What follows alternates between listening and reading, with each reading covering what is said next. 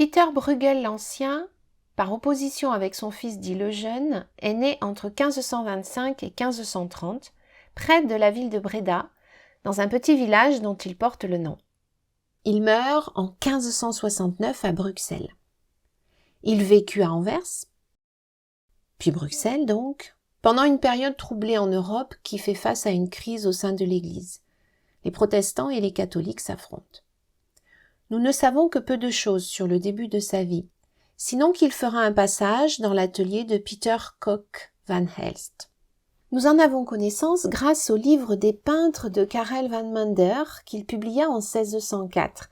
C'est la première biographie de Bruegel, dans laquelle il évoque la traversée des Alpes par l'artiste de la façon suivante. Je cite. « Il fit un nombre considérable de vues d'après nature, au point que l'on a pu dire de lui qu'en traversant les Alpes, il avait avalé les monts et les rocs pour les vomir, à son retour, sur des toiles et des panneaux, tant il parvenait à rendre la nature avec fidélité. » Fin de citation. Bruegel semble appartenir encore au Moyen-Âge par son imaginaire. Lorsque l'on étudie les œuvres qui nous sont parvenues, c'est-à-dire quelques tableaux, à peu près une cinquantaine de dessins ainsi qu'aux alentours de 80 gravures, nous constatons que ces partis pris stylistiques, qui sont affirmés, témoignent réellement d'un éloignement des innovations italiennes de la Renaissance.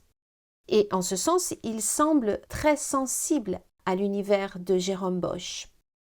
Comme ce dernier, il trouvera ses sources dans la tradition folklorique populaire, dans ses danses, ses ripailles, ses banquets, dans les mœurs rustiques qu'il aimait étudier.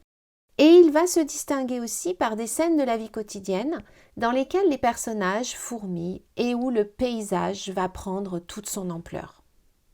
C'est justement un de ces paysages que nous allons étudier dans le détail, un paysage d'hiver qu'il peint en 1565, une peinture très célèbre, très connue, une huile sur panneau qui s'intitule « Les chasseurs dans la neige ».